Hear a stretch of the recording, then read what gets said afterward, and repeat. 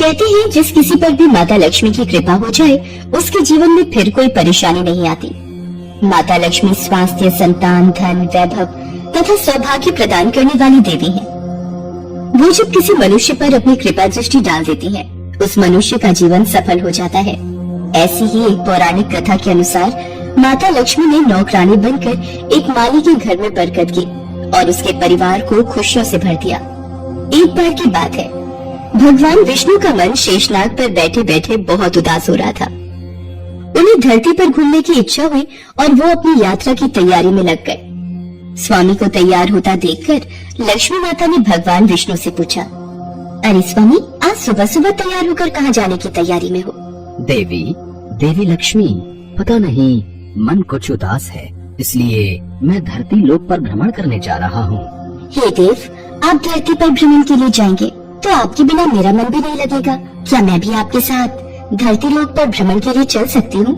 ठीक है देवी लक्ष्मी, पर उसके लिए तुम्हें मेरी एक शर्त माननी होगी। तुम धरती पर पहुंचकर उत्तर दिशा की ओर नहीं देखोगी। ठीक है स्वामी, मैं धरती पर पहुंचकर उत्तर दिशा में नहीं देखूंगी। मुझे आपकी शर्त मंजूर है। भगवान विष्णु की इस शर्त से माता लक्ष्मी सहमत हो गई और प्रातःकाल होते ही माता लक्ष्मी और भगवान विष्णु धरती पर पहुँचे। उसी समय सूर्य उदय हुआ था। रात बरसात होकर हटी थी। चारों ओर हरियाली ही हरियाली थी।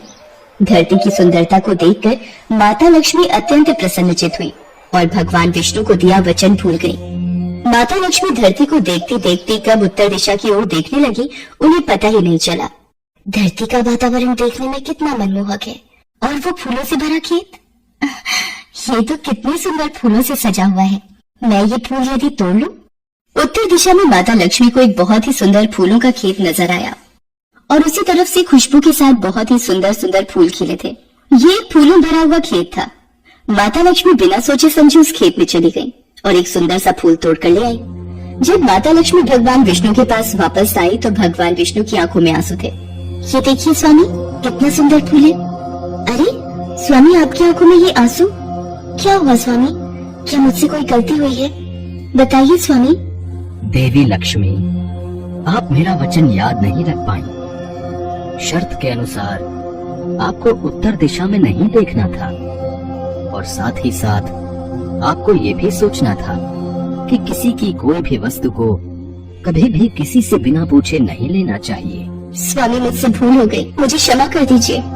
देवी लक्ष्मी, आपने जो भूल की है उसकी सजा आपको जरूर मिलेगी।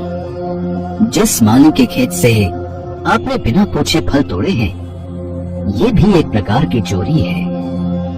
इसलिए देवी लक्ष्मी, आप 3 वर्ष तक माली के घर में रहेंगी। इसके बाद मैं स्वयं आपको वैकुंठ वापस बुलाऊंगा। जैसी आपकी आज्ञा स्वामी। माता लक्ष्मी ने चुपचाप सिर झुकाकर वचन स्वीकार किया और भगवान विष्णु वैकुंठ लौट गए। माता लक्ष्मी ने गरीब लड़की का रूप धारण कर लिया। खेत के मालिक का नाम माधव था। माधव की पत्नी 2 बेटे और 3 बेटियां थी। सभी उस छोटे से खेत पे काम करके किसी तरह से गुजारा करते थे। खेत के पास ही माधव की झोपड़ी थी। माता लक्ष्मी माधव की झोपड़ी पर जाती हैं। माधव लड़की को देखकर पूछता है, तुम कौन हो और इस समय तुम्हें क्या चाहिए? मैं तुम्हारी क्या मदद कर सकता हूँ? मेरा नाम लक्ष्मी है। मैं एक गरीब लड़की हूँ। मेरी देखभाल करने वाला कोई नहीं। मैंने कई दिनों से कुछ भी नहीं खाया। मुझे कोई भी काम दे दो और मैं तुम्हारे घर का काम भी कर दिया करूंगी। बस मुझे अपने घर में एक कोने में आसरा दे दो। माधव बहुत ही अच्छे दिल का आदमी था। उसे लड़की पर दया आ गई। वो लड़की से बोला, देखो बिटिया, मैं तो बहुत ही गरीब माली हूँ। मेरी कमाई से मेरे घर का खर्च बड़ी मुश्किल से चलता है, लेकिन अगर मेरी 3 की जगह 4 बेटियां होती तो भी मैंने ही गुजारा करना था। जैसा रूखा सूखा हम खाते हैं वही खिला सकता हूँ। यदि तुम मेरे यहाँ यही रूखा सूखा खाकर खुश रह सकती हो तो अंदर आ जाओ।